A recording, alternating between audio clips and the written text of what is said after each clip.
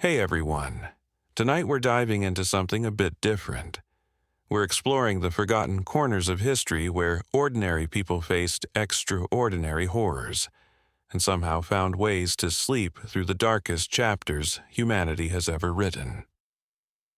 Before you settle in, if you enjoy these deep dives into history's quieter tragedies, a like really helps the channel grow.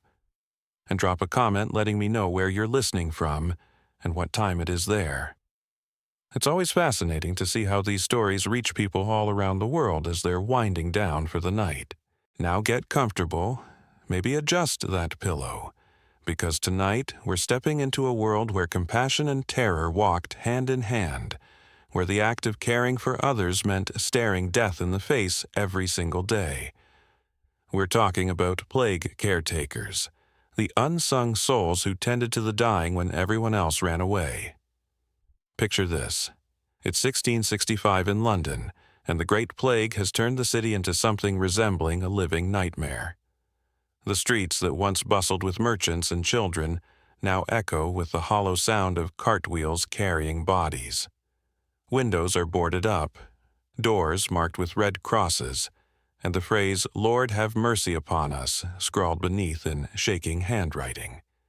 But somewhere in this landscape of despair, there are people who wake up every morning, put on whatever protection they can manage, and walk directly into the homes of the dying. These weren't doctors, they weren't priests, they were just people, often poor women who had few other options for survival, who became the last human contact that plague victims would ever know. They called them watchers, searchers, and nurses, though their duties went far beyond anything those titles might suggest today. They were the ones who sat beside fevering children when their parents had already succumbed. They were the ones who held water to cracked lips when speaking had become impossible. They were the ones who closed eyes that would never open again. What's remarkable about these caretakers isn't just their courage, though that was extraordinary. It's how they developed systems, routines, and coping mechanisms that allowed them to function in circumstances that would break most people within days. They created their own codes of conduct, their own rituals for staying sane, their own ways of finding meaning in work that seemed to offer nothing but death and grief. Take Elizabeth Hancock, whose name appears in the burial records of St. Giles Parish throughout the plague year. She wasn't wealthy, she wasn't educated, but she became something like a neighborhood coordinator for plague care. While wealthier families fled to the countryside, Elizabeth stayed behind and organized the women who couldn't leave. They developed a rotation system, ensuring that no one had to face the worst cases alone. They shared whatever remedies they could find, pooled their meager resources to buy herbs and vinegar, and most importantly, they looked after each other's children when the inevitable happened. The work itself was beyond grim. Plague caretakers dealt with symptoms that medieval medical knowledge couldn't explain or treat effectively. The bubonic plague caused lymph nodes to swell into painful masses called buboes, some growing as large as oranges. Victims suffered high fevers, delirium, and often developed dark spots on their skin as blood vessels burst. The pneumonic form attacked the lungs, causing victims to cough up blood-tinged sputum that spread the disease through the air. And the septicemic plague poisoned the blood directly, killing so quickly that people literally died in the streets. Caretakers witnessed all of this, day after day, house after house. They learned to recognize the stages of the disease, to predict how long someone had left, to know when to send for a priest and when it was already too late. They developed practical skills that no training had prepared them for. How to position a body to ease breathing, how to keep someone cool during fever spikes, how to comfort children who were watching their parents die, how to maintain some semblance of dignity in circumstances that stripped away nearly everything human. But perhaps, most remarkably, they learned how to sleep. In a world where death surrounded them constantly, where the line between safety and infection was invisible and arbitrary, these caretakers somehow found ways to rest. Some developed elaborate cleansing rituals before going home, washing with vinegar, burning their clothes, changing into fresh garments they kept separate from their work attire. Others relied on alcohol, not just to clean wounds, but to dull the emotional impact of what they'd witnessed. Many turned to prayer, creating personal devotions that helped them process the theological questions that plagued them. If God was merciful, why did children suffer? If prayer had power, why did the faithful die alongside the sinful? The economic reality of plague caretaking was harsh but simple. During major outbreaks, normal social structures collapsed. Shops closed, markets emptied, and traditional forms of employment vanished almost overnight. For women especially, options were limited. They could try to flee, assuming they had somewhere to go and money for travel. They could barricade themselves in their homes and hope their food supplies lasted longer than the plague did. Or they could take up the one form of work that nobody else wanted to do. Parish authorities, desperate to maintain some semblance of order, paid plague caretakers modest wages for their services. It wasn't much, usually just enough to buy basic food and shelter, but it was often the only income available. Some caretakers also received payments from grateful families, though these were rare since most plague victims came from the poorest parts of the city. The wealthy had long since evacuated to country estates, leaving behind a population that had few resources to share. What sustained these caretakers wasn't money or recognition. It was something deeper, something that speaks to a fundamental aspect of human nature that we rarely examine. They found meaning in being useful during useless times. They discovered purpose in showing up when showing up meant risking everything. They created bonds of solidarity with other caretakers that were unlike anything normal society offered. When the rest of the world had abandoned the dying, they formed a community of people who refused to abandon anyone. The psychological toll was enormous, of course. Many caretakers developed what we might now recognize as symptoms of trauma. They experienced nightmares, anxiety, and periods of deep depression. Some turned to drink or other forms of escape. Others became obsessively focused on cleanliness and order, trying to create control in a situation where control was impossible.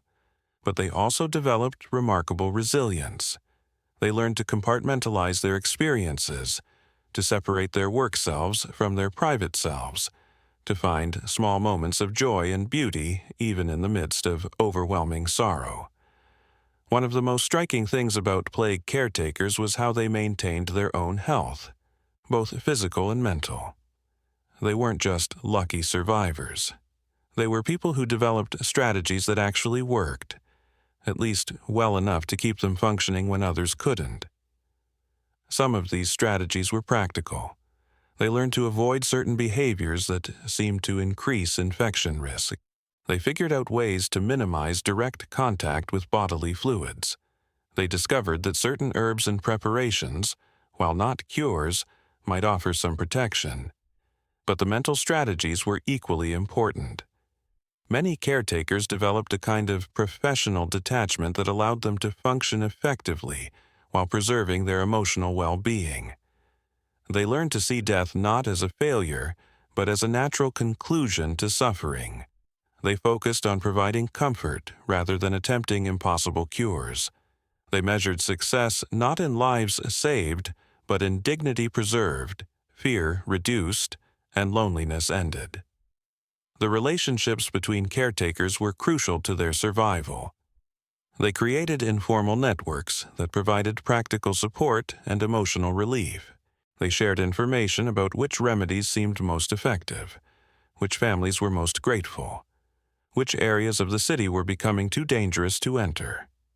They took turns handling the most difficult cases, ensuring that no one person had to bear the worst burdens alone. They developed codes and signals that allowed them to communicate efficiently in houses where speaking might disturb the dying. These networks also provided crucial emotional support. Caretakers understood each other in ways that the outside world couldn't. They could share their fears, their frustrations, and their small victories with people who truly understood the context. They could process the theological and philosophical questions that their work raised without being dismissed or misunderstood.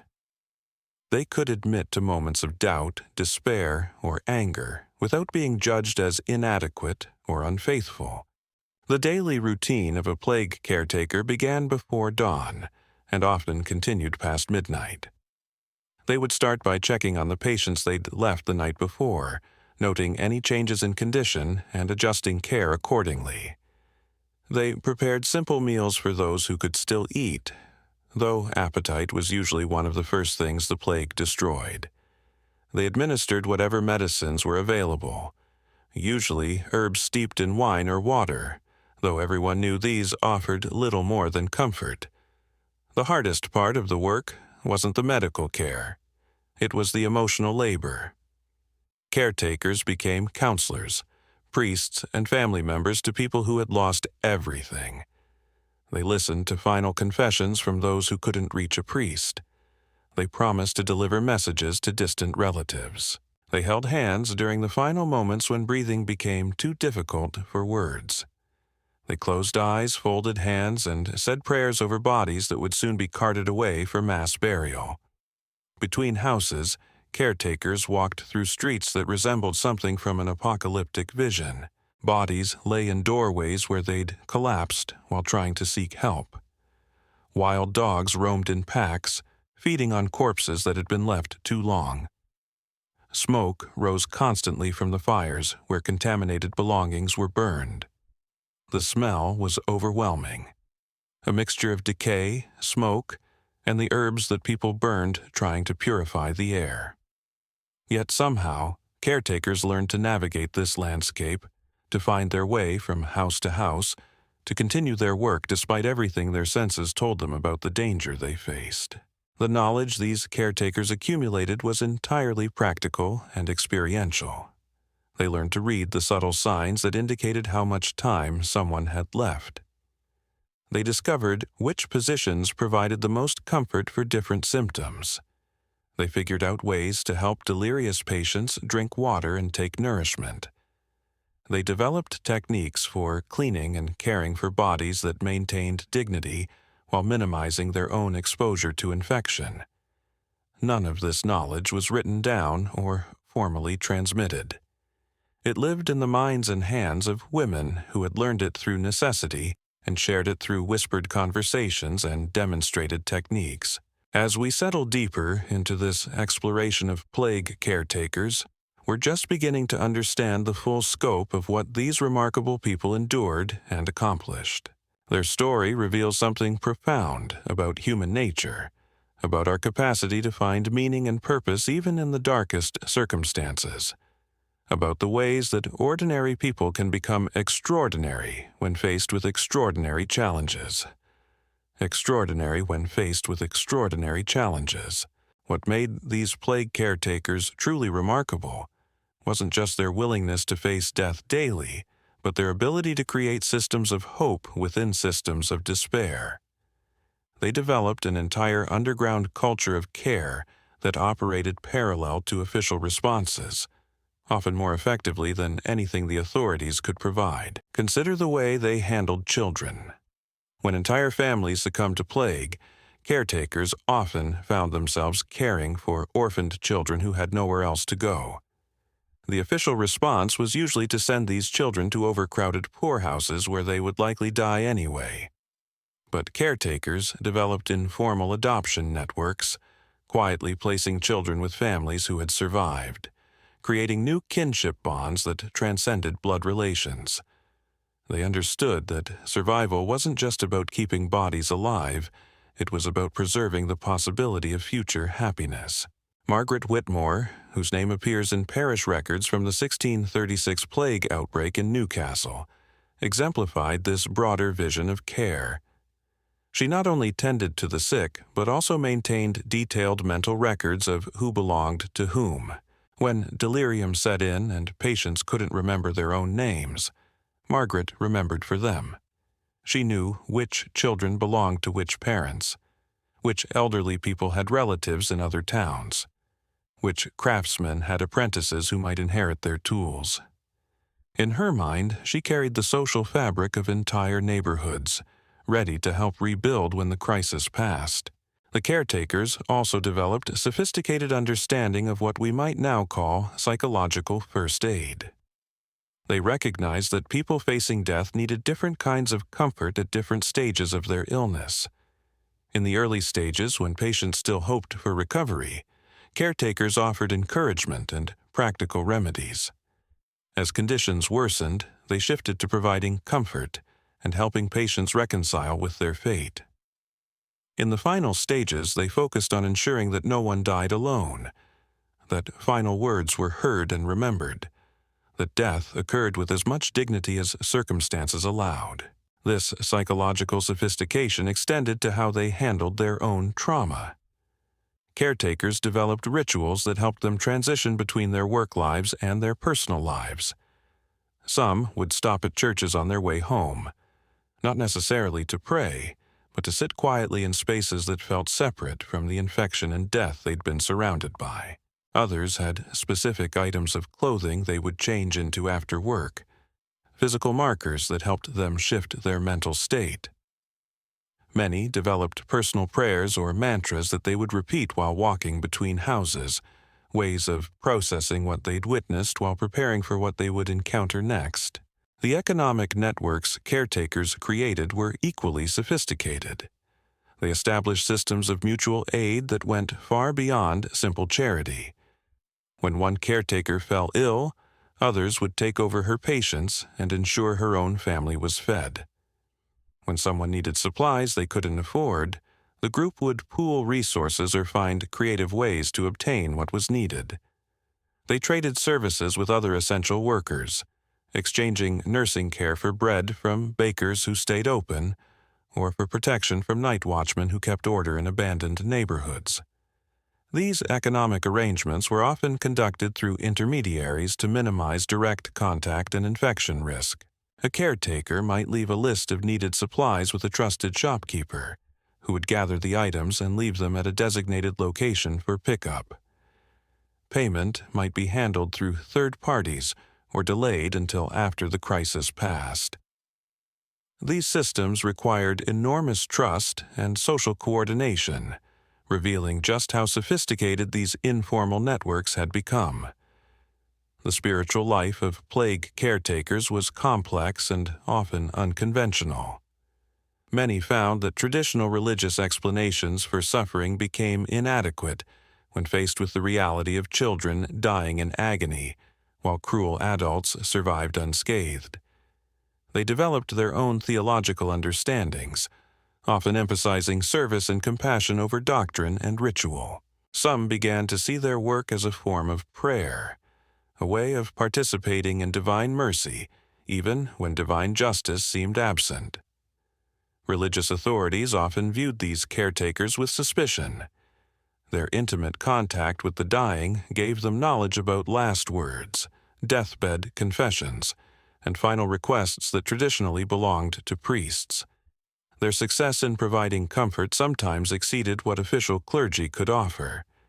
Their practical approach to spiritual care, focused on immediate human needs rather than abstract theological questions, challenged established religious hierarchies. Yet most caretakers managed to maintain their faith while adapting it to circumstances that no scripture had directly addressed. The technical knowledge caretakers accumulated was remarkably sophisticated for people with no formal medical training. They learned to distinguish between different types of fever, recognizing that some patterns indicated recovery was possible, while others almost certainly meant death was near. They developed techniques for managing pain using available herbs and positioning. They figured out ways to help patients maintain nutrition even when swallowing became difficult. They created methods for keeping bodies clean and comfortable that minimized both suffering and infection risk. This knowledge was transmitted through demonstration and shared observation rather than written instruction. Senior caretakers would take newcomers under their wing, showing them how to approach different situations, how to read the subtle signs that indicated changes in patient condition, how to manage their own emotional responses to particularly difficult cases. The learning process was intense and immediate, with mistakes having potentially fatal consequences, but it created practitioners who were remarkably skilled within their specific domain. The relationship between caretakers and the families they served was often complicated by class and social dynamics. Many caretakers came from the same poor neighborhoods as their patients, but their role gave them temporary authority that crossed normal social boundaries. They might find themselves making decisions about the care of people who would normally have been their social superiors. They had to navigate requests from desperate family members who wanted them to perform impossible miracles, while also managing their own emotional responses to watching people they knew and cared about suffer and die. Some families treated caretakers with enormous gratitude and respect, recognizing that these women were risking their lives to provide comfort in impossible circumstances. Others viewed them with suspicion, wondering whether their presence somehow attracted death, or whether they might be stealing from houses where everyone was too sick to maintain vigilance. Caretakers had to develop diplomatic skills that allowed them to work effectively, regardless of how they were received, focusing on their patients' needs rather than their own feelings about how they were treated. The physical demands of the work were extraordinary. Caretakers often worked 16-hour days, moving between multiple households, lifting and positioning patients who were too weak to move themselves, cleaning up bodily fluids, preparing meals, and maintaining some level of sanitation in environments where normal cleanliness was impossible. They did this while wearing whatever protective clothing they could manage, often hot and uncomfortable garments that made every task more difficult. They also had to maintain their own strength and health while having limited access to nutritious food and clean water. Many caretakers developed their own systems for staying physically capable, eating specific foods they believed offered protection, maintaining exercise routines that kept them strong enough for the physical demands of their work, and finding ways to rest adequately despite the emotional intensity of what they witnessed daily. The end of plague outbreaks presented its own challenges for caretakers. When infection rates finally began to decline and normal social life slowly resumed, these women, who had been essential during the crisis, often found themselves forgotten or even stigmatized. Their intimate association with death and disease made some people uncomfortable. Their knowledge of who had died and how challenged official narratives about the plague's impact. Their independence and authority during the crisis didn't always translate into post-crisis opportunities. Many caretakers struggled to readjust to normal social roles after months or years of extraordinary responsibility and purpose. They had developed skills and confidence that had few outlets in regular society. They had formed bonds with other caretakers that were difficult to maintain when the urgent need for mutual support diminished. They had seen aspects of human nature, both beautiful and terrible, that left them changed in ways that were difficult to explain to people who hadn't shared their experiences. Yet many also carried forward innovations and insights that enriched their communities long after the immediate crisis had passed. They brought enhanced understanding of hygiene and disease prevention. They maintained networks of mutual aid that proved valuable during other emergencies. They possessed hard-earned wisdom about comfort, resilience, and the many different ways that humans could support each other during difficult times. Their experiences during plague years often made them community leaders and informal advisors long after the immediate danger had passed. The sleep of plague caretakers, when they could manage it, was unlike anyone else's rest. They slept with the knowledge that people were dying while they rested, that emergencies might arise at any moment, that their own health remained precarious despite all their precautions. Yet, somehow they found ways to achieve restorative sleep, developing practices that allowed them to release the day's horrors and gather strength for tomorrow's challenges. Some relied on physical exhaustion, working themselves to the point where sleep was inevitable. Others developed mental practices that helped them process and set aside traumatic experiences. Many found comfort in routine, creating consistent bedtime rituals that provided psychological boundaries between their work and their rest. The dreams of plague caretakers were landscapes unto themselves, filled with imagery that would haunt them long after the outbreaks ended. They dreamed of houses with endless rooms, each containing another patient who needed care. They dreamed of children calling for mothers who couldn't answer, of medicines that dissolved in their hands just as they reached dying lips. But they also dreamed of recovery, of empty sickbeds and laughter returning to silent streets. These dreams became a form of psychological processing, allowing their minds to work through experiences too overwhelming to fully comprehend while awake. Some caretakers reported dreams that seemed prophetic, warning them about patients who would take sudden turns for the worse or guiding them toward remedies they hadn't previously considered.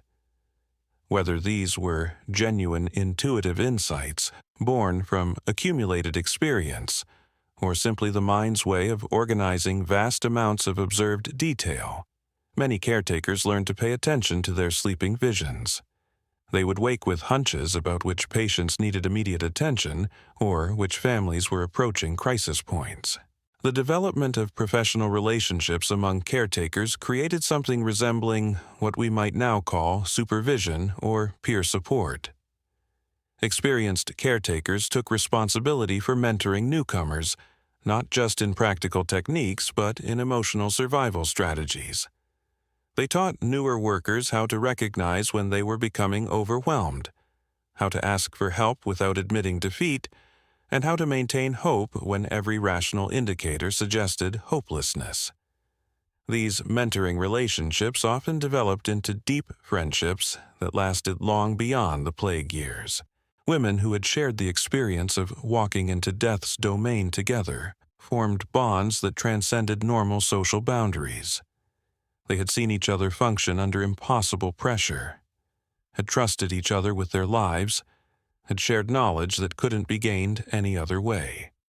These relationships provided ongoing emotional support that helped many caretakers process their experiences and find meaning in what they had endured. The record-keeping practices of plague caretakers reveal another dimension of their sophistication. While official death records were often incomplete or delayed, caretakers maintained their own informal documentation systems. They remembered not just who had died, but how they had died, what their final words had been, what messages they had wanted passed to distant relatives. This information became crucial for communities trying to rebuild after outbreaks, helping survivors locate lost family members and settle inheritance questions. Some caretakers developed remarkable memory systems that allowed them to carry detailed information about dozens of families simultaneously. They created mental maps of relationships, knowing which children belonged to which parents, which elderly people had relatives in other towns, which craftsmen had apprentices who should inherit their tools and techniques. In societies where literacy was limited and official record-keeping was often inadequate, these human repositories of information became invaluable community resources. The seasonal patterns of plague outbreaks created different challenges for caretakers at different times of year. Summer outbreaks, while often more severe in terms of infection rates, at least occurred when food was more readily available and living conditions were generally better. Winter plagues combined disease with cold, hunger, and limited daylight, creating compound emergencies that tested every survival strategy caretakers had developed. During winter outbreaks, caretakers had to become experts in maintaining warmth for patients who couldn't generate adequate body heat. They learned to position bodies to conserve warmth, to create makeshift heating systems using available materials, and to prepare warming foods that patients could digest even in advanced stages of illness.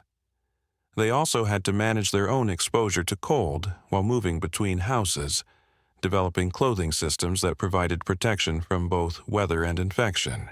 The role of caretakers in managing the dead was perhaps their most emotionally challenging responsibility.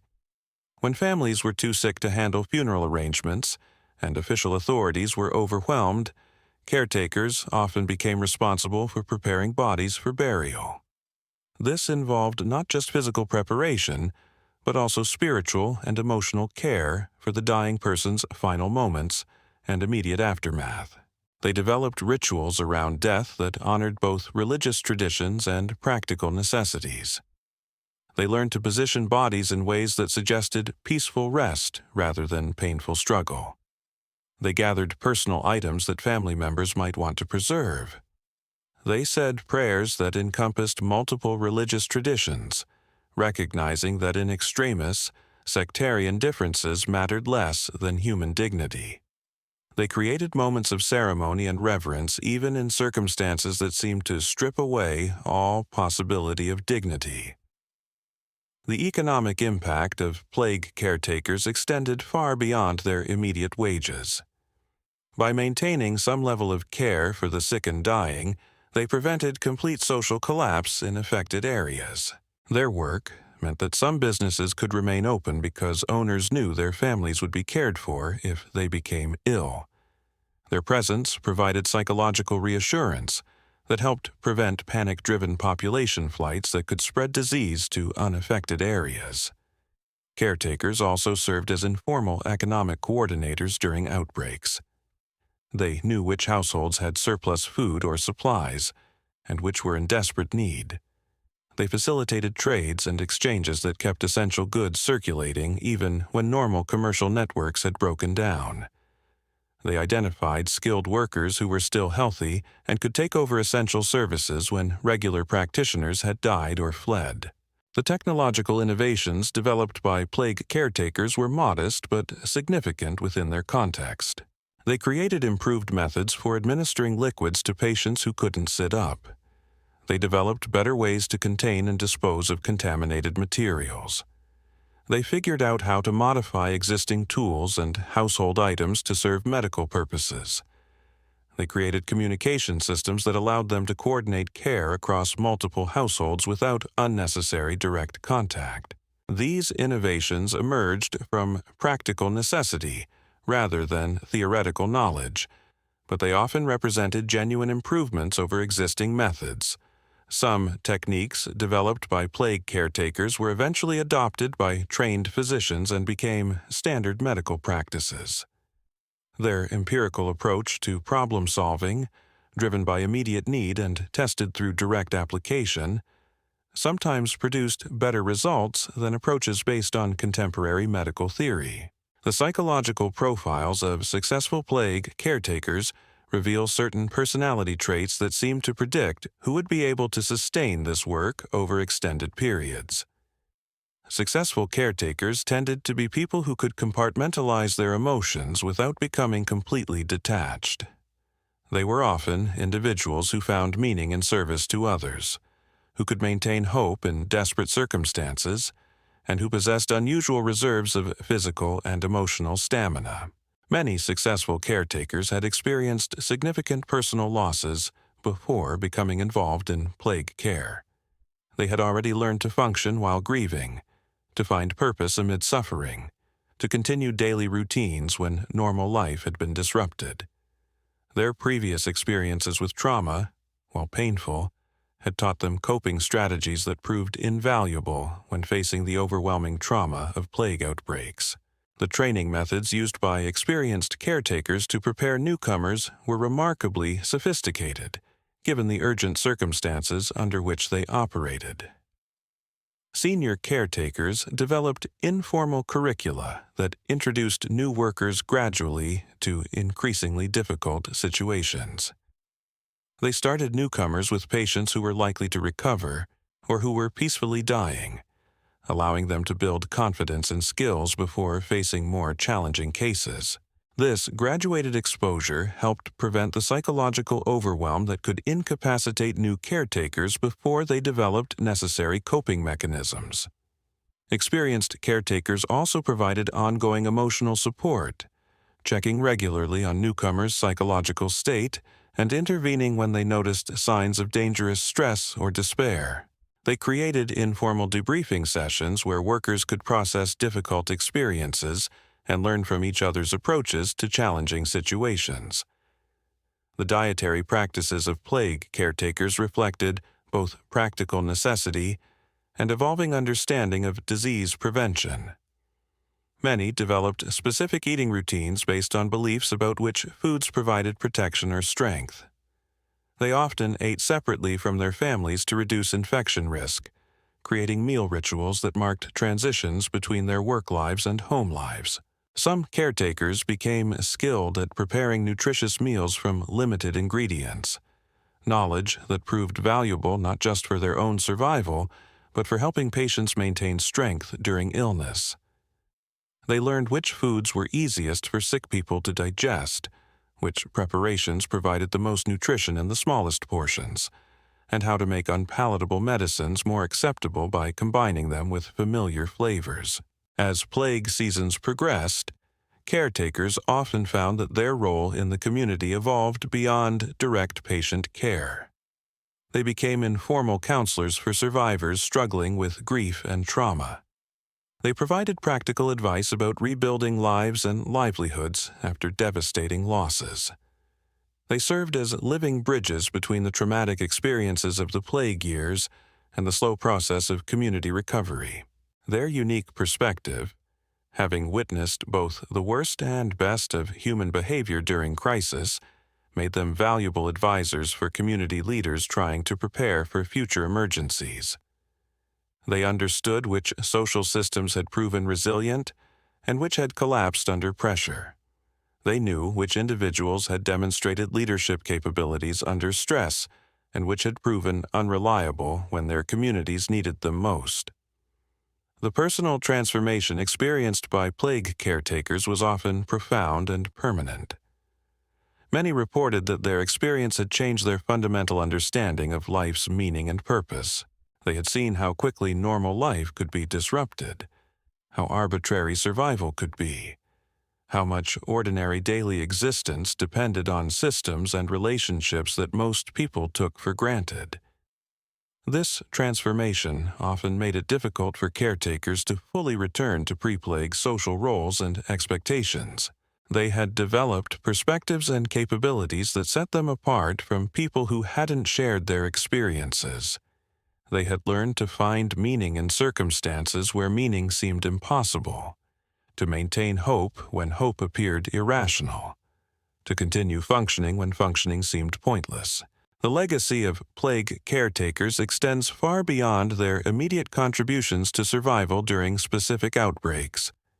Their experiences contributed to evolving understanding of disease transmission, patient care, and community resilience.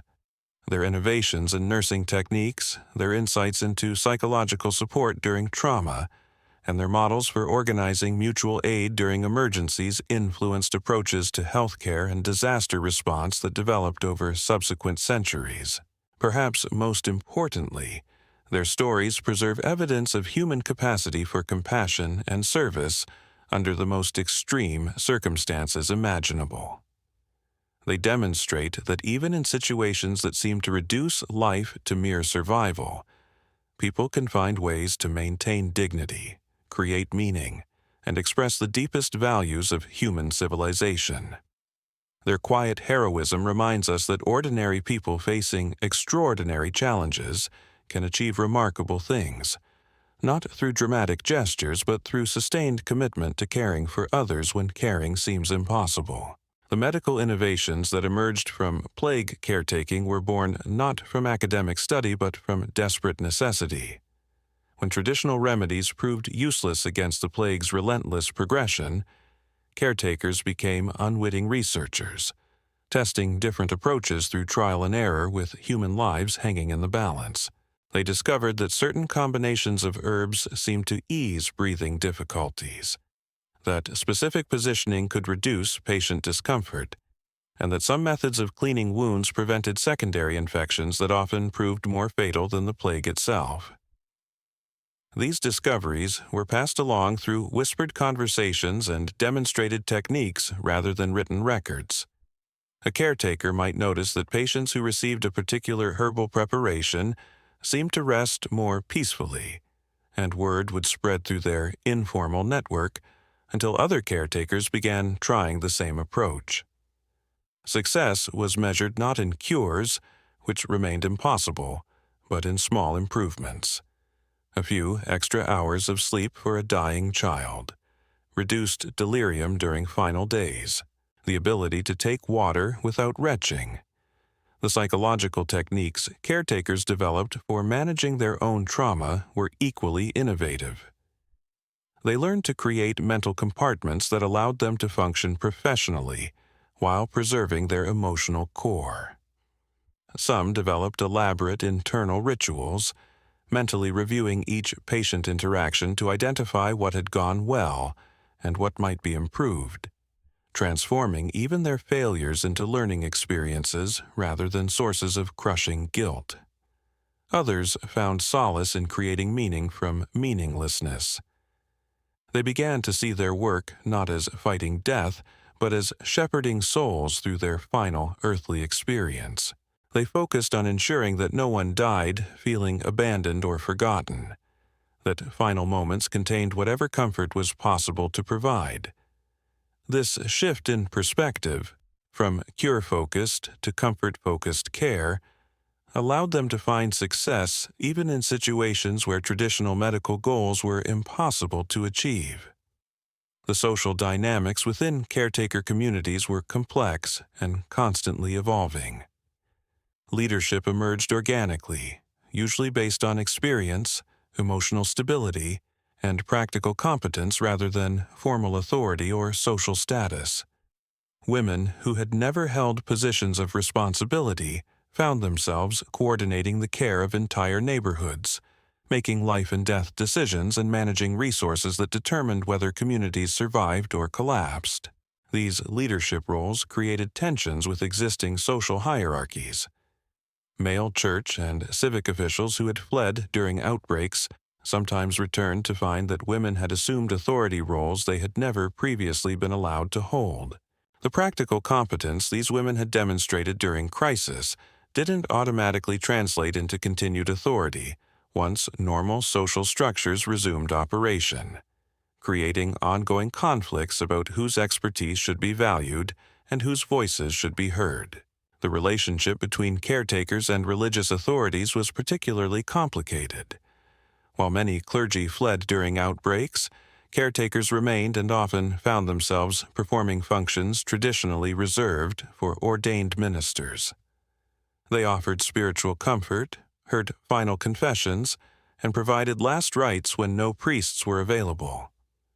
Their practical theology, focused on immediate human need rather than doctrinal correctness, sometimes challenged official religious teachings about suffering, divine justice, and the afterlife. Some caretakers developed heterodox spiritual beliefs based on what they witnessed during plague care. They struggled to reconcile traditional teachings about divine mercy with the reality of innocent children dying in agony while cruel adults survived unscathed.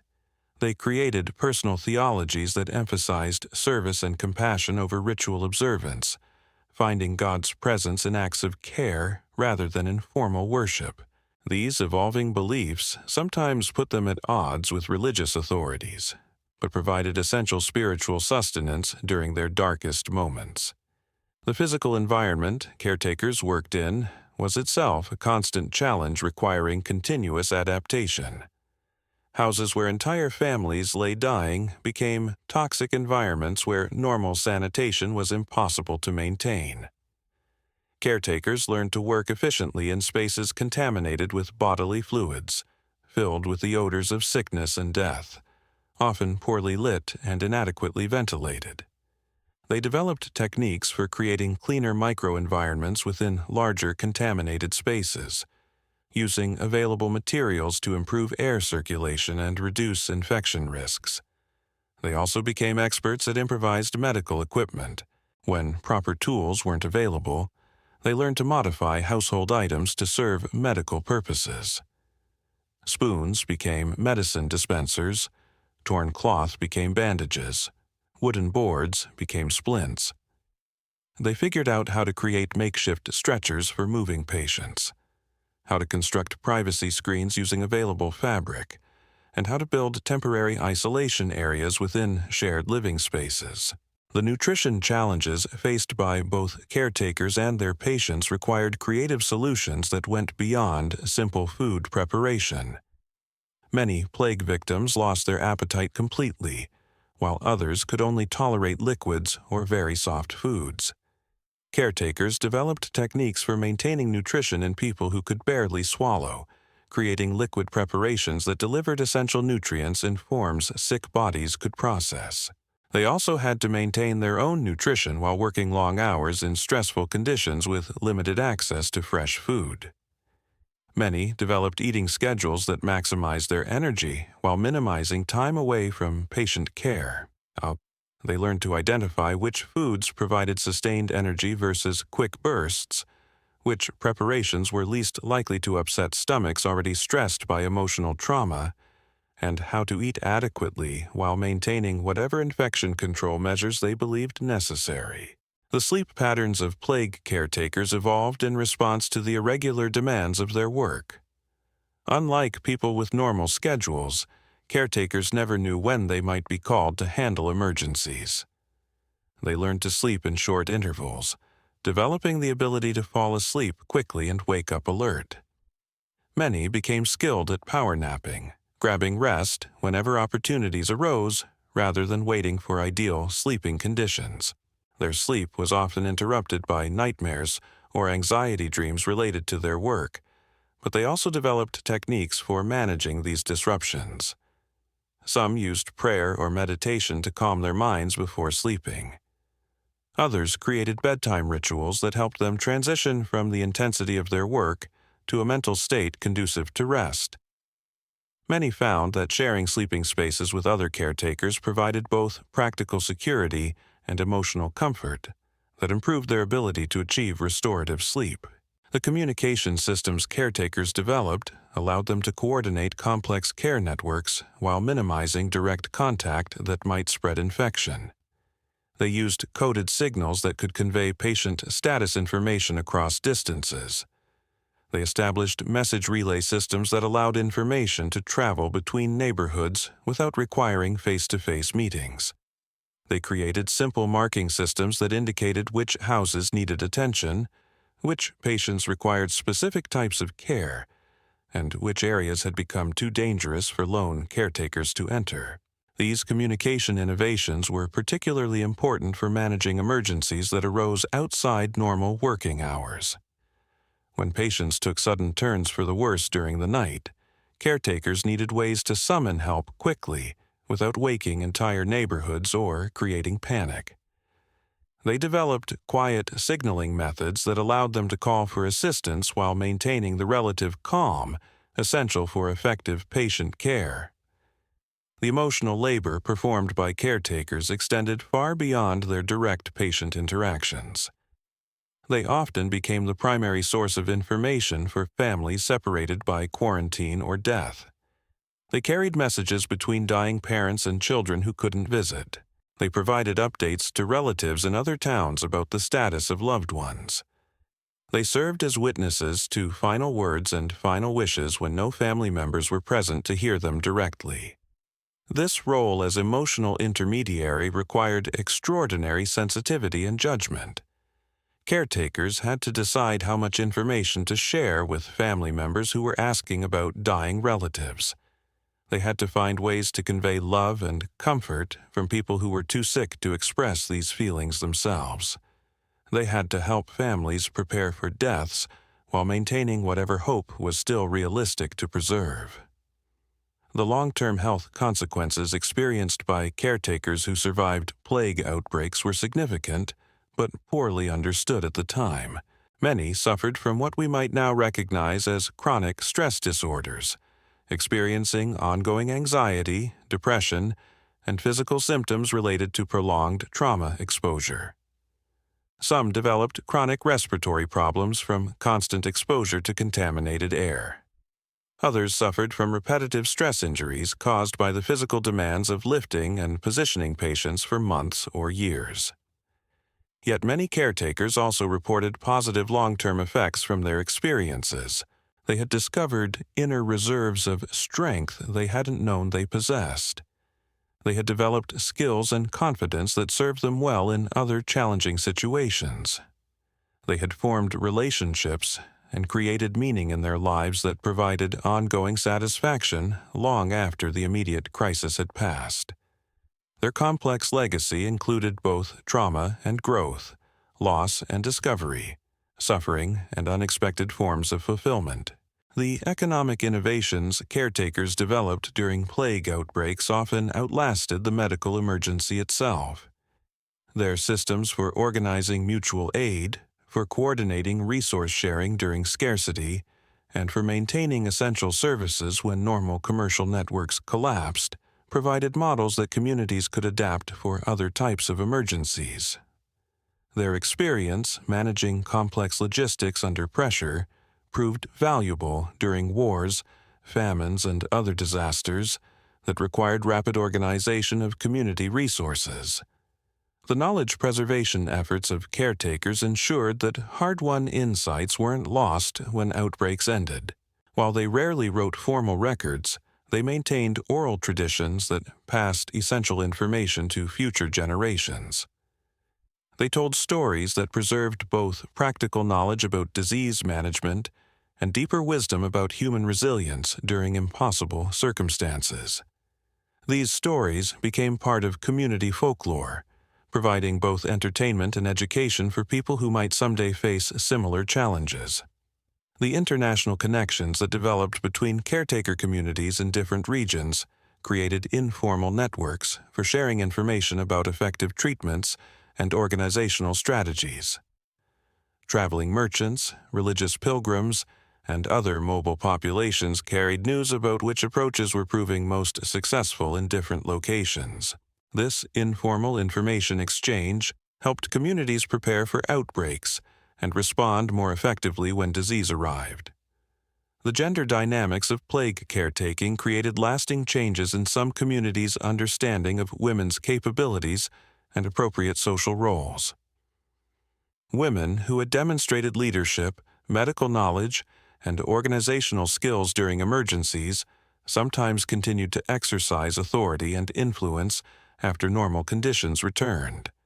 While many faced pressure to resume traditional roles, others had gained enough respect and practical power to maintain expanded social positions.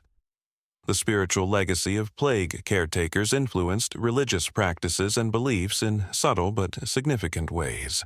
Their emphasis on practical service over ritual observance, their focus on comfort over doctrine, and their inclusive approach to providing spiritual care regardless of sectarian differences contributed to evolving religious sensibilities that prioritized compassion over theological correctness. Their example helped demonstrate that divine service could be expressed through medical care as effectively as through formal worship. The artistic and literary representations of plague caretakers that emerged in later periods often romanticized or simplified their experiences, but they also preserved important cultural memory about the possibility of heroic service during desperate times. Stories, songs, and visual artworks that depicted caretakers helped maintain social recognition of their contributions and provided inspiring examples for future generations facing their own emergencies. The scientific contributions of plague caretakers, while not formally recognized as such, included valuable empirical observations about disease progression, treatment effectiveness, and infection control methods. Their detailed knowledge of how plague affected different types of patients under various circumstances provided information that contributed to gradually improving medical understanding of infectious disease. Their practical innovations in patient care established techniques that influence the development of nursing as a professional discipline.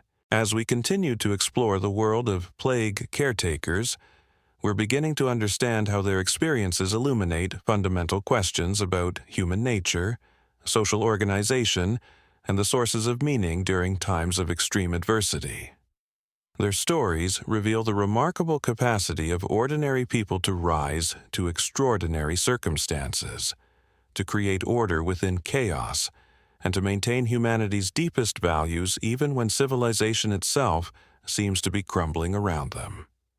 The transformation that occurred within plague caretakers themselves often happened so gradually that they barely noticed it until long after the crisis had passed. Women who had once deferred to male authority in every aspect of their lives found themselves making split-second decisions that determined whether entire families lived or died. They learned to trust their own judgment about medical treatments, to negotiate with hostile officials, and to coordinate complex operations involving dozens of other workers.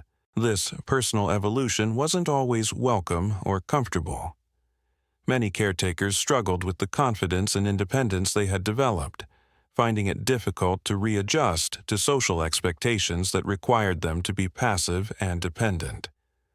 They had seen too much, learned too much, and accomplished too much to easily return to roles that no longer fit their expanded sense of themselves and their capabilities. The children who grew up in households where women served as plague caretakers developed different understandings of gender roles and social possibilities than their peers in families that had fled or isolated themselves during outbreaks. These children witnessed their mothers, aunts, and older sisters exercising authority, making crucial decisions, and earning respect through their competence and courage. This early exposure to women in leadership roles influenced their own expectations about what was possible and appropriate throughout their lives. The technical innovations that emerged from plague caretaking often involved modifications to existing tools and techniques rather than entirely new inventions. Caretakers learned to adapt cooking utensils for medical use, to modify clothing for better protection, and to repurpose household items as medical equipment. They developed new techniques for positioning patients to ease breathing, for administering liquids to people who couldn't sit up, and for maintaining cleanliness in environments where normal sanitation was impossible. These adaptations required both creativity and practical understanding of how different materials and methods affected patient comfort and safety.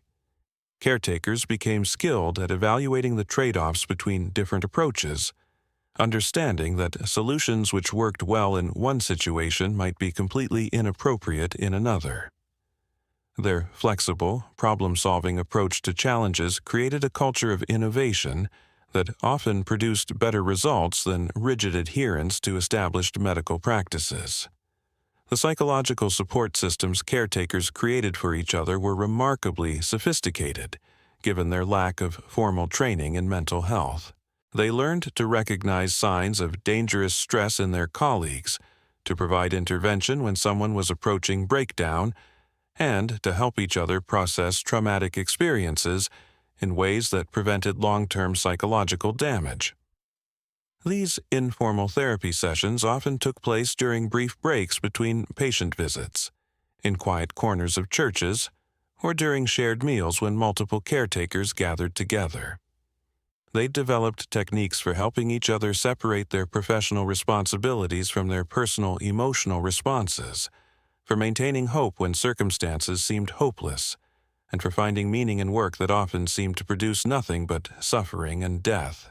The relationship between caretakers and the broader community evolved throughout the duration of plague outbreaks.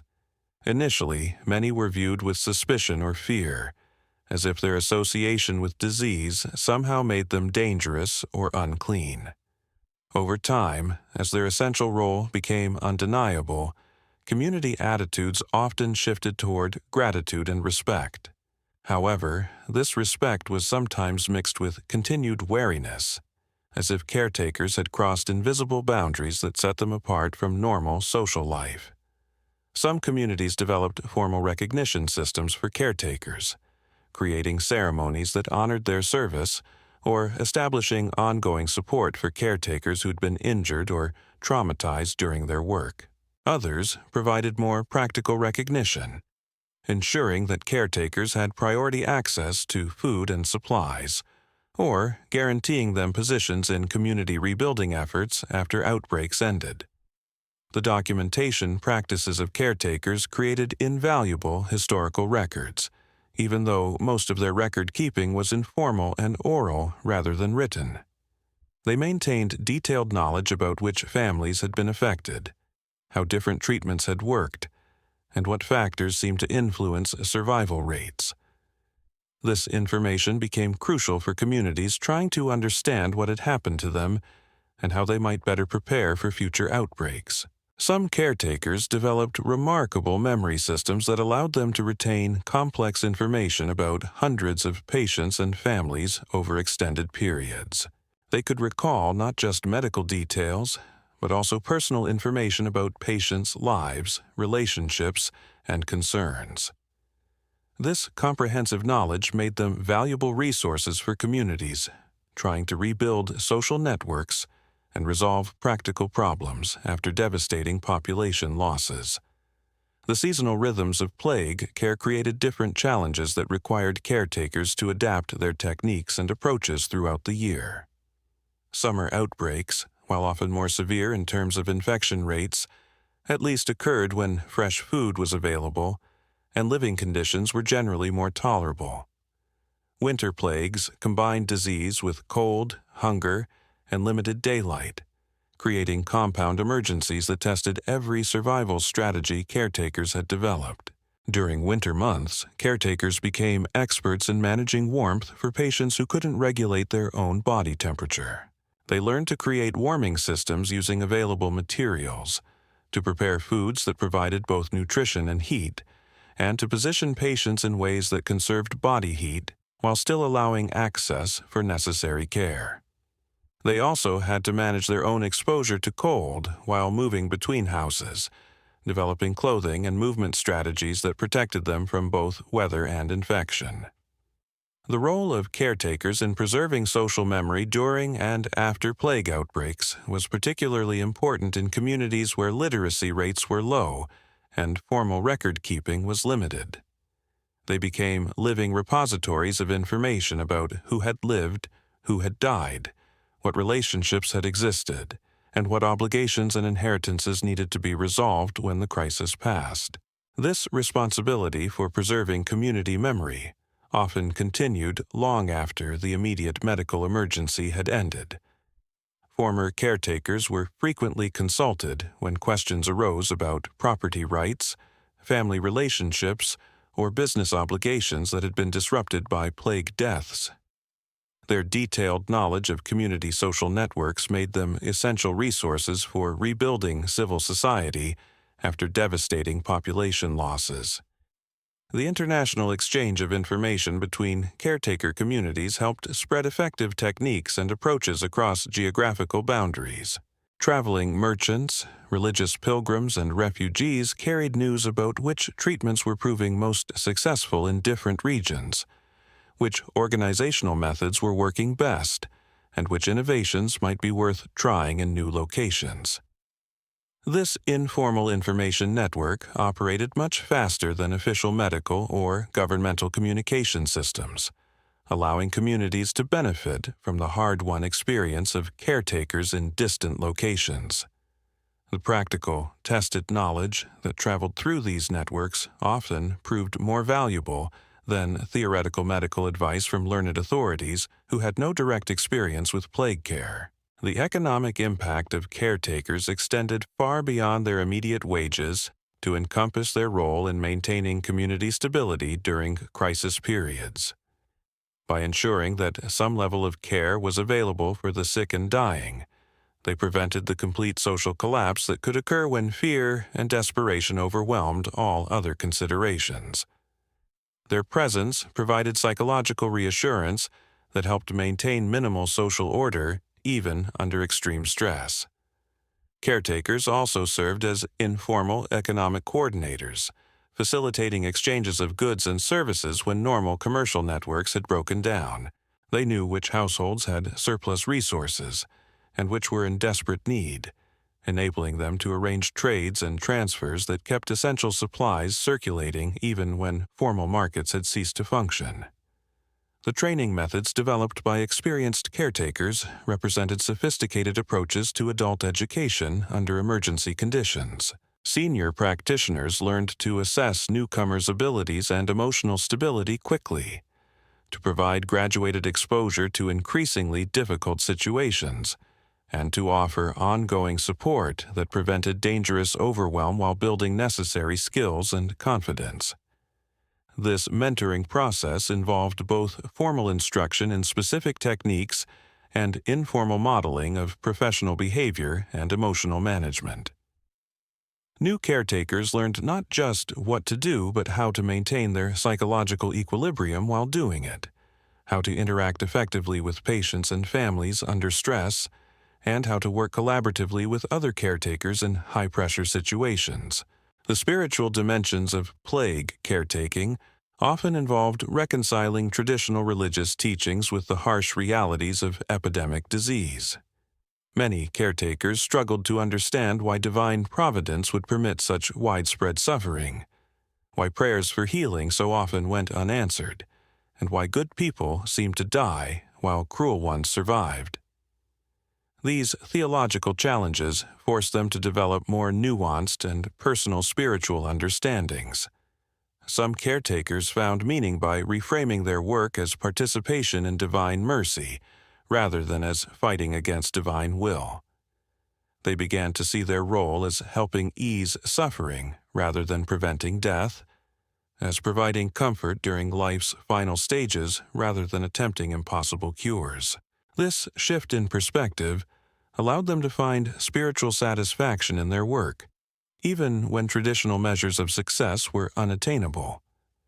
The dietary innovations developed by caretakers often involved creating nutritious preparations from limited ingredients while accommodating the digestive difficulties that plague victims frequently experienced. They learned which foods were easiest for sick people to tolerate, how to prepare liquid nutrition that provided essential nutrients, and which combinations of available ingredients maximized both nutritional value and palatability. These culinary skills proved valuable not just for patient care, but for maintaining caretakers' own health under stressful conditions. Many developed eating routines that sustained their energy and supported their immune systems while working long hours in contaminated environments with limited access to fresh food sources. The sleep management strategies employed by caretakers reflected their understanding that adequate rest was essential for maintaining both their physical health and their emotional stability. They learned to sleep efficiently in whatever conditions were available, to manage the nightmares and anxiety that often accompanied their work, and to create psychological boundaries between their professional responsibilities and their personal recovery time. Some caretakers developed elaborate bedtime rituals that helped them transition from the intensity of their work to a mental state conducive to restorative sleep. Others relied on shared sleeping arrangements with fellow caretakers that provided both practical security and emotional comfort during vulnerable nighttime hours. The communication innovations created by caretaker networks enabled complex coordination of care activities while minimizing direct contact that might spread infection. They developed signal systems that could convey detailed information about patient conditions across distances, established message relay networks that allowed information to travel between neighborhoods without face-to-face meetings, and created simple marking systems that indicated care needs and treatment status. These communication methods were particularly crucial during night hours when emergencies might arise, but normal social protocols discouraged unnecessary movement between households. Caretakers needed ways to summon help quickly, while maintaining the quiet atmosphere necessary for patient rest and community peace. The long-term community changes that resulted from plague caretaking experiences often outlasted the immediate medical emergency by decades or centuries. Communities that had witnessed effective caretaker networks during outbreaks sometimes developed more robust systems for mutual aid during subsequent emergencies. They maintained informal leadership networks that could be activated during crises, preserved knowledge about effective resource management under stress, and sustained cultural values that prioritized collective welfare over individual advantage. The personal relationships formed between caretakers during plague years often became the foundation for ongoing social networks that influenced community development long after the immediate crisis had passed. These relationships, forged under extreme circumstances and tested by shared trauma and triumph, created bonds of trust and mutual support that enhanced community resilience in many different contexts. The medical knowledge accumulated by caretakers contributed to gradually evolving understanding of disease prevention, patient care, and public health management.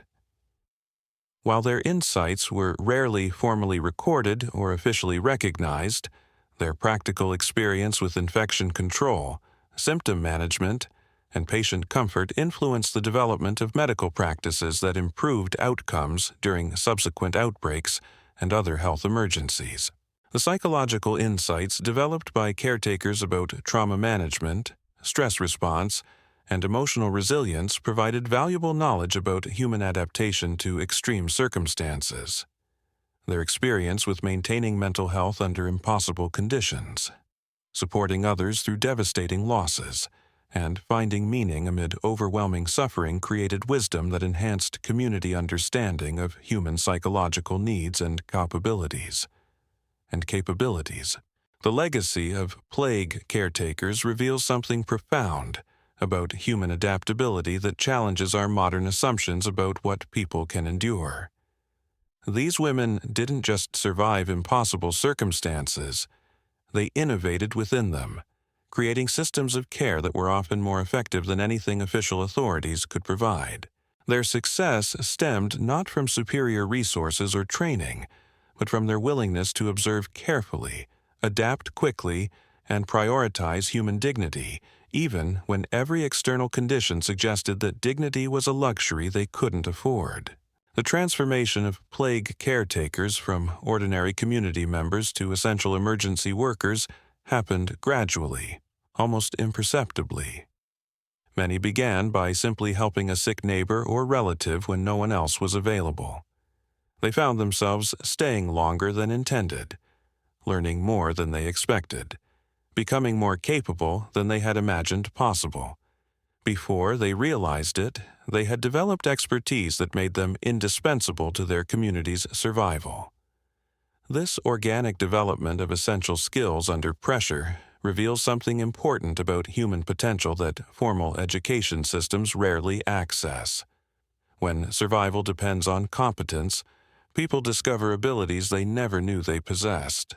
When traditional authorities are absent or inadequate, natural leaders emerge from unexpected places. When established systems fail, innovation flourishes among those who have no choice but to find solutions or perish. The psychological profile that emerged among successful long-term caretakers included several key characteristics that seemed to predict who would thrive in these impossible circumstances. Successful caretakers tended to be people who could maintain emotional equilibrium without becoming completely detached from their patient's suffering. They possessed unusual physical and mental stamina, but more importantly, they had developed philosophical frameworks that allowed them to find meaning in service even when service seemed futile. Many successful caretakers had experienced significant personal losses before entering plague work. They had already learned to function while grieving, to maintain daily routines when normal life had been disrupted, to find purpose amid circumstances that seemed to offer nothing but pain. Their previous experiences with trauma, while difficult, had taught them coping strategies that proved invaluable when facing the overwhelming trauma of epidemic disease. The daily routines developed by plague caretakers became elaborate choreographed performances designed to maximize efficiency while minimizing both infection risk and emotional overwhelm. They learned to move through contaminated spaces with practiced grace, to position their bodies in ways that reduced exposure while still allowing effective patient contact, to manage their emotional responses so completely that they could provide comfort to dying patients without betraying their own fear or despair. These routines extended beyond their direct patient care to encompass every aspect of their lives. They developed specific procedures for entering and leaving contaminated areas, for cleaning themselves and their tools, for transitioning between their work personas and their private selves. They created rituals around meals, rest, and prayer that helped them maintain psychological boundaries essential for long-term survival in their roles. The teaching methods employed by senior caretakers to train newcomers represented sophisticated approaches to skill transfer under extreme pressure. Experienced practitioners learned to assess new workers' capabilities quickly and accurately, identifying both strengths to build upon and vulnerabilities that needed attention before they became dangerous. They provided graduated exposure to increasingly difficult situations, allowing newcomers to build confidence and competence without being overwhelmed by challenges they weren't ready to handle. This mentoring process involved both explicit instruction in specific techniques and implicit modeling of professional attitudes and emotional management strategies. New caretakers learned not just what to do, but how to think about their work, how to maintain hope when hope seemed irrational, how to find satisfaction in small improvements when dramatic cures were impossible, and how to work collaboratively with other caretakers under conditions that tested everyone's patience and endurance. The economic networks created by caretaker communities were remarkably sophisticated, involving complex systems of resource sharing, mutual support, and collective problem-solving. These networks operated according to principles that prioritized community survival over individual advantage, long-term sustainability over short-term gain, and practical effectiveness over theoretical correctness. They created alternative economic structures that functioned more effectively than official systems during emergency conditions. These economic innovations often outlasted the immediate medical emergency, providing models that communities could adapt for other types of crises. The experience of organizing mutual aid during plague outbreaks taught communities valuable lessons about resource management during scarcity, about coordinating collective action when normal leadership structures were absent, and about maintaining social cohesion when external pressures threatened to tear communities apart. The spiritual evolution experienced by many plague caretakers involved developing personal theologies that could accommodate the harsh realities they witnessed daily. Traditional religious explanations for suffering often proved inadequate when confronted with the reality of innocent children dying in agony while cruel adults survived unharmed. Caretakers had to construct new understandings of divine justice, human suffering, and the meaning of faithful service that could sustain them through experiences that challenged every conventional religious teaching. Many caretakers found meaning by reframing their work as participation in divine mercy rather than as resistance to divine will. They began to understand their role as providing comfort during life's final stages rather than preventing inevitable death, as ensuring that no soul departed alone rather than attempting impossible healing. This theological shift allowed them to find spiritual satisfaction in their work, even when traditional measures of religious success were clearly unattainable. The technical innovations developed by plague caretakers often involved creative adaptations of existing tools and materials rather than entirely new inventions. They learned to modify household items for medical use, to create protective equipment from available materials, and to develop treatment techniques that worked within the constraints of their limited resources. These innovations required both practical creativity and deep understanding of how different approaches affected patient comfort and caregiver safety. The problem-solving culture that emerged among caretaker communities encouraged experimentation and rapid adoption of effective innovations. When someone discovered a technique that seemed to work better than existing approaches, word spread quickly through their informal networks. This willingness to abandon traditional methods in favor of demonstrably superior alternatives allowed caretaker communities to continuously improve their effectiveness, even under the most challenging circumstances. The relationship between plague caretakers and their communities evolved throughout the duration of outbreaks, reflecting changing social dynamics as traditional authority structures adapted to emergency conditions. Initially, many caretakers were viewed with suspicion or fear, as if their association with disease somehow made them dangerous or contaminated. Over time, as their essential role became undeniable, community attitudes often shifted toward gratitude and respect, though this respect was sometimes mixed with continued wariness. Some communities developed formal recognition systems for caretakers, creating ceremonies that honored their service, or establishing ongoing support systems for workers who had been injured or traumatized during their duties. Others provided more practical recognition, ensuring that caretakers received priority access to scarce resources, or guaranteeing them positions in community rebuilding efforts after outbreaks ended. The documentation efforts of plague caretakers created invaluable records, even though most of their information was preserved through memory and oral tradition rather than written records. They maintained detailed knowledge about family relationships, property ownership, business obligations, and social networks that proved crucial for communities attempting to rebuild after devastating population losses. Their comprehensive understanding of community social structures made them essential resources for resolving practical problems that arose during recovery periods. The memory techniques developed by some caretakers allowed them to retain enormous amounts of complex information about patients, families, and community relationships over extended periods. They could recall not just medical details, but also personal histories, family connections, and individual concerns for hundreds of people simultaneously.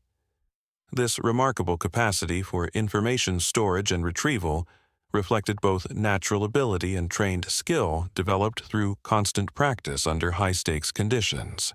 The international connections that developed between caretaker communities created informal networks for sharing medical knowledge, organizational strategies, and emotional support across geographical boundaries. Traveling merchants, religious pilgrims, and other mobile populations carried information about effective treatments and successful organizational approaches between distant communities, allowing local caretakers to benefit from innovations developed elsewhere. This exchange of information operated much more rapidly than official medical or governmental communication systems, enabling communities to implement proven strategies before formal authorities had even acknowledged their effectiveness. The practical, experience-based knowledge that traveled through these networks often proved more valuable than theoretical medical advice from learned authorities who lacked direct experience with epidemic conditions. The long-term health consequences experienced by surviving caretakers reflected both the physical demands of their work and the psychological impact of prolonged trauma exposure. Many developed chronic conditions related to repetitive stress, chemical exposure, and inadequate nutrition during their service periods. Others suffered from what we might now recognize as post-traumatic stress symptoms, including anxiety, depression, and sleep disturbances that persisted long after the immediate emergency had ended. Yet many caretakers also reported significant positive long-term effects from their experiences. They had discovered inner reserves of strength and capability they hadn't known they possessed.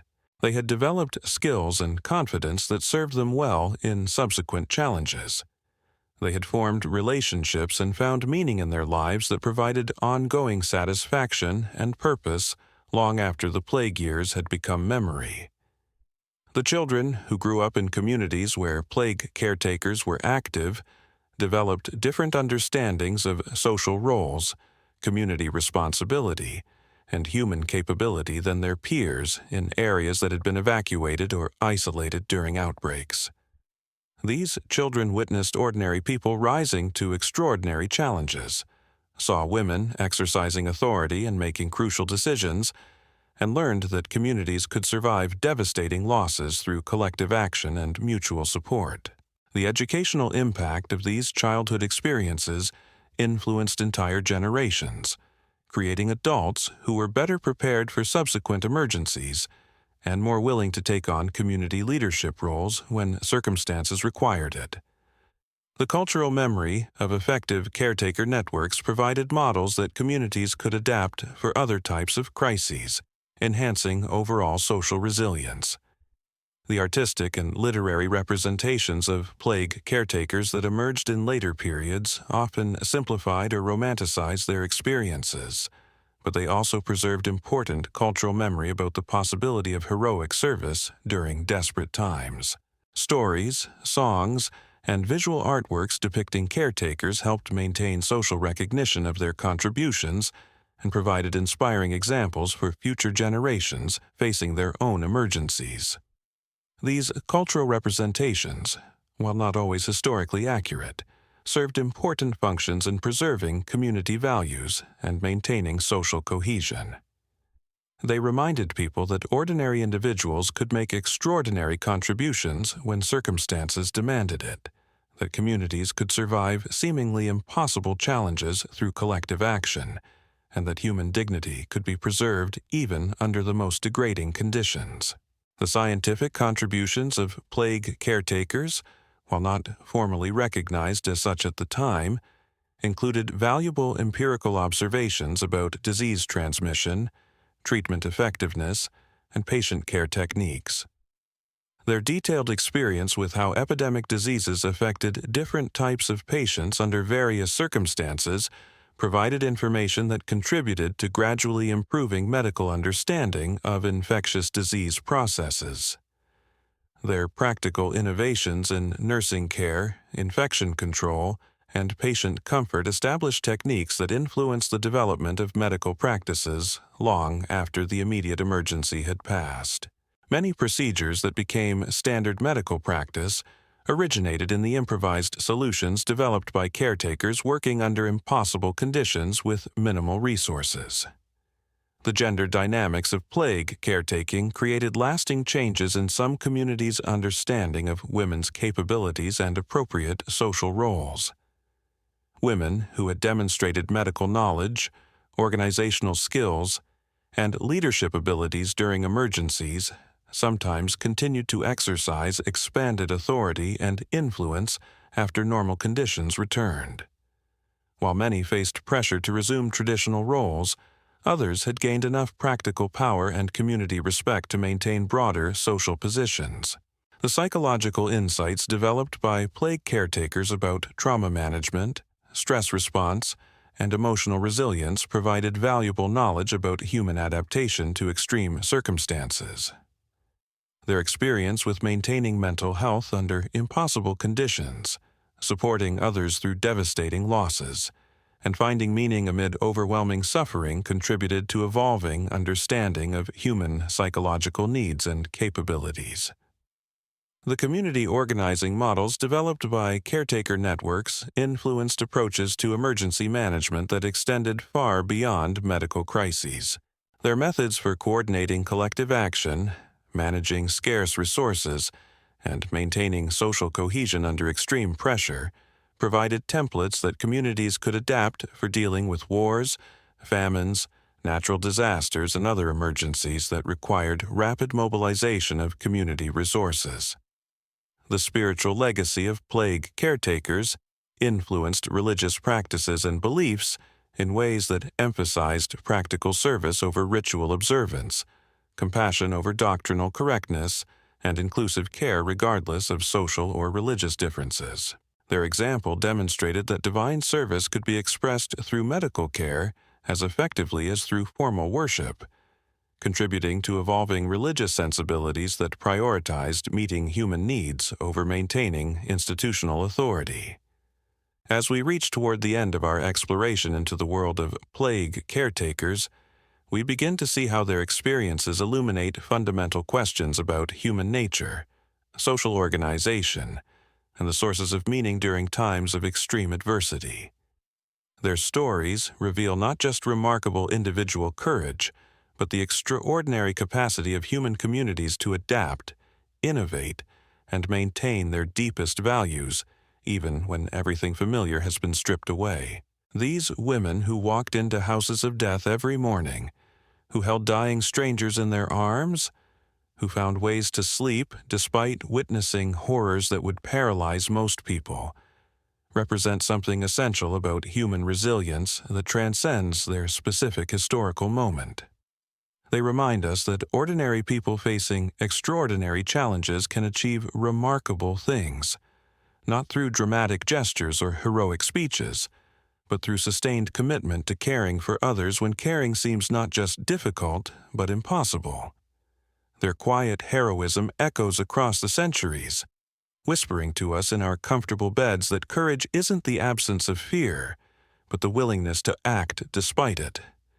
That meaning can be found in the darkest circumstances, and that sometimes the most important work happens not in grand public spaces, but in small, dim rooms where no one is watching except the dying, and those brave enough to sit beside them. The transformation these caretakers underwent wasn't dramatic or sudden. It happened quietly, almost imperceptibly, as they moved from house to house, patient to patient, day after endless day. They began to see patterns that escaped everyone else's notice. They learned to read the subtle signs that indicated whether someone would survive the night or linger for days. They developed an intuitive understanding of pain that allowed them to provide comfort in ways that seemed almost magical to desperate families. But perhaps most remarkably, they learned to carry death without being crushed by it. Each morning they would wake, knowing that before the day ended, they would likely witness suffering that would haunt most people for years. Yet somehow they found the strength to rise, to dress, to walk once again into that landscape of fever and despair. They didn't become callous or indifferent. If anything, their empathy deepened as they witnessed the full spectrum of human vulnerability. But they learned to hold that empathy lightly, to let it guide their actions without drowning them in despair. The practical skills they developed were extraordinary, but the emotional architecture they built to support those skills was even more remarkable. They created internal systems that allowed them to function as both professional caregivers and grieving human beings. They learned to mourn the dead without abandoning the living, to acknowledge the tragedy of each loss without being paralyzed by the cumulative weight of all those losses combined. Many developed personal rituals that helped them process what they witnessed. Some would pause at the threshold of each house to say a silent prayer, not necessarily asking for healing, but for wisdom and strength to provide whatever comfort was possible.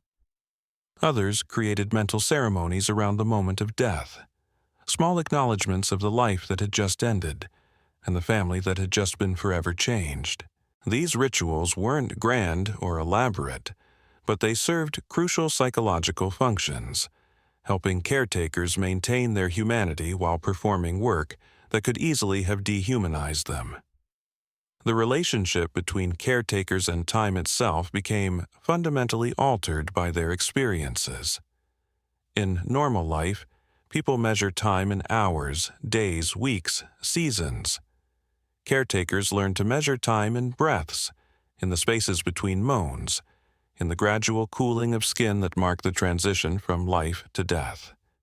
They became exquisitely sensitive to temporal rhythms that most people never notice. They could sense when someone was approaching their final hours, when a crisis was building, when the moment had come to send for a priest or gather the family. This altered relationship with time extended to their own lives as well.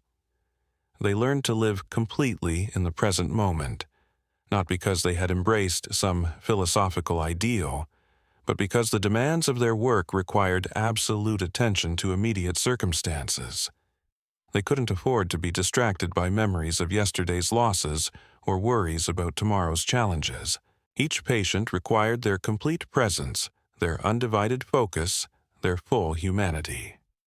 The sleep that finally came to these caretakers was unlike anyone else's rest. They slept with the weight of other people's deaths pressing down on them like a physical force. Their dreams were populated by faces of patients they couldn't save, voices calling for help they couldn't provide, hands reaching out for comfort they had tried but failed to give. Yet, somehow, within these haunted hours of rest, they found renewal. They discovered that the human spirit possesses an almost supernatural ability to recover from trauma when that recovery is necessary for continued service to others. Some caretakers reported that their dreams, while often disturbing, also provided guidance and insight that proved valuable in their waking work. They would dream of treatments they hadn't considered, of approaches to difficult patients that proved surprisingly effective, of ways to comfort families that they wouldn't have thought of consciously. Whether these nocturnal inspirations represented genuine intuitive knowledge or simply the mind's way of processing vast amounts of accumulated experience, many caretakers learned to pay attention to the wisdom that emerged from their sleeping hours. The sounds of plague-affected neighborhoods created a unique auditory landscape that caretakers learned to navigate with remarkable skill. They could distinguish between different types of coughs, identifying which indicated recovery and which suggested imminent death. They recognized the specific quality of silence that meant a household had lost its last surviving member. They learned to move through these sound spaces with practiced quiet, knowing when their footsteps might disturb someone's final rest, when a whispered conversation might provide comfort, when silence was the most appropriate response to suffering. The tactile knowledge that caretakers developed was equally sophisticated. They learned to read fever through touch, to position bodies for maximum comfort, to provide physical contact that conveyed compassion without causing additional pain. Their hands became instruments of remarkable sensitivity, capable of detecting changes in breathing, shifts in body temperature, and the subtle alterations in muscle tension that preceded death. This physical intimacy with suffering required enormous emotional courage, as it meant accepting the responsibility of being present during humanity's most vulnerable moments. The economic reality that supported caretaker work was always precarious, always insufficient, always dependent on the generosity of communities that were themselves struggling to survive. Yet, somehow, resources materialized when they were most desperately needed. Families that had lost everything would find ways to provide small payments to the women who had cared for their dying relatives. Neighbors would contribute food or supplies to support caretakers who were spending all their time serving others. Religious institutions, despite their own financial pressures, often found ways to provide modest assistance to women who were performing what everyone recognized as sacred work. This economic support, while minimal, represented something more significant than mere financial transaction. It was a community's recognition that caretaking work possessed value that transcended normal market calculations. People understood, perhaps more clearly than they could articulate, that their survival as a community depended on maintaining the networks of care that caretakers provided. Supporting these women wasn't charity, it was investment in collective resilience. The knowledge transmission methods used by caretaker communities created informal educational systems that were remarkably effective, despite their complete lack of institutional structure. Senior practitioners became teachers not through formal appointment but through demonstrated competence and community recognition. They developed curricula that responded to immediate needs rather than abstract theories, teaching skills that had been tested under the most demanding possible circumstances. This education was intensely practical and immediately applicable. New caretakers learned by observing experienced workers, by gradually taking on more responsibility under careful supervision, by receiving feedback that was both honest and supportive. The learning environment was demanding but not punitive.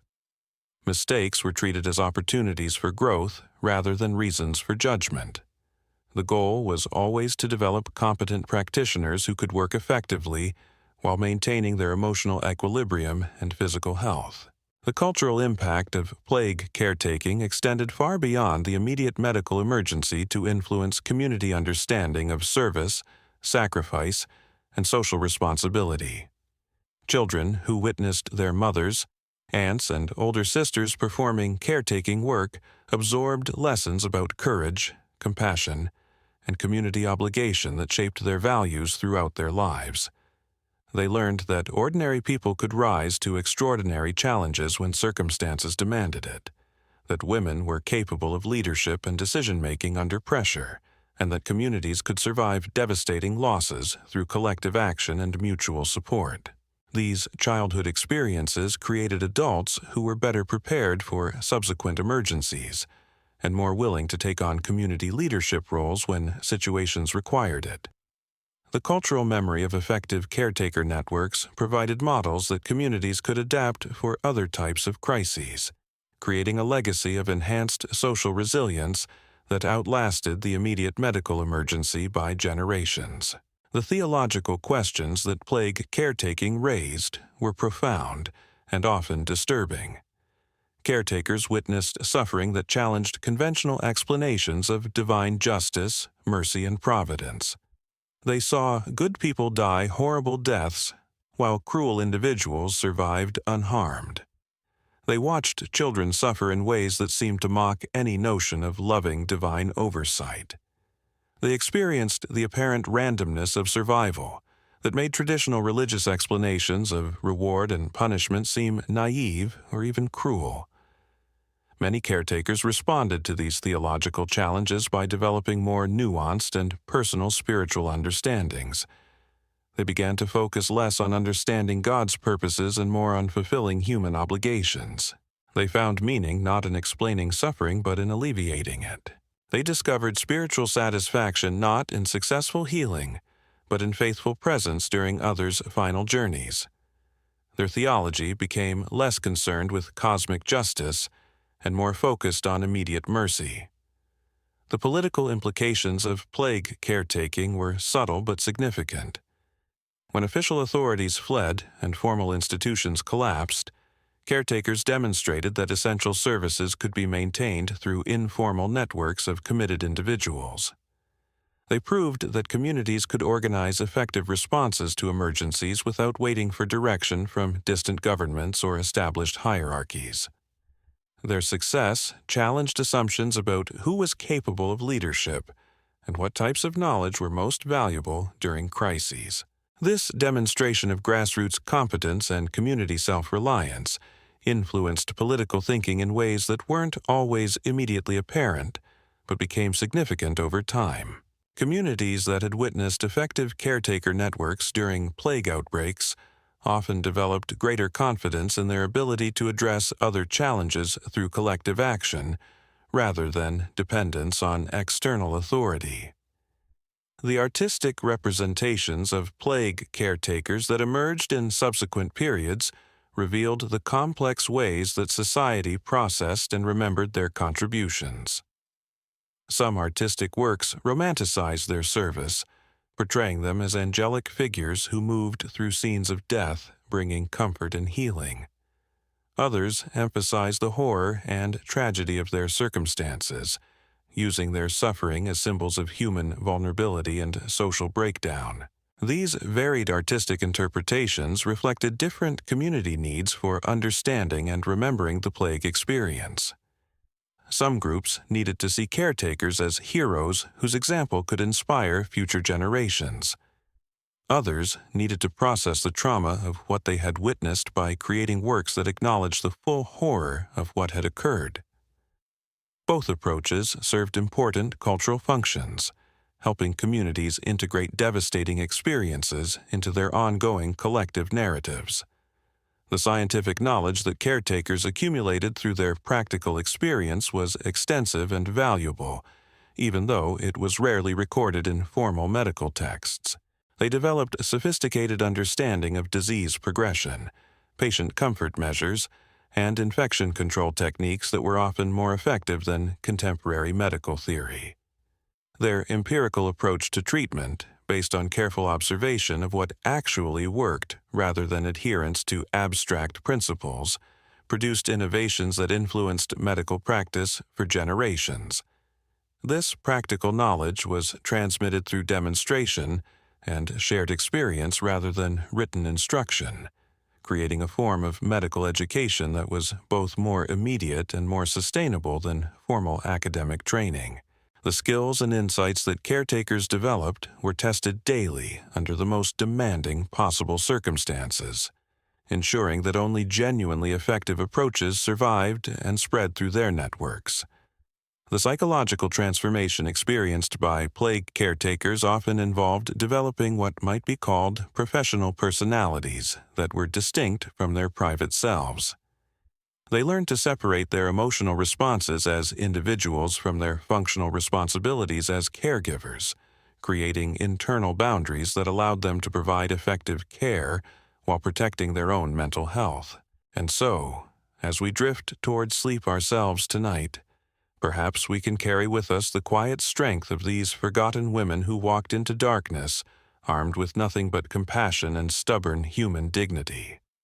Their stories remind us that in our own moments of fear and uncertainty, courage isn't about feeling brave, it's about showing up anyway.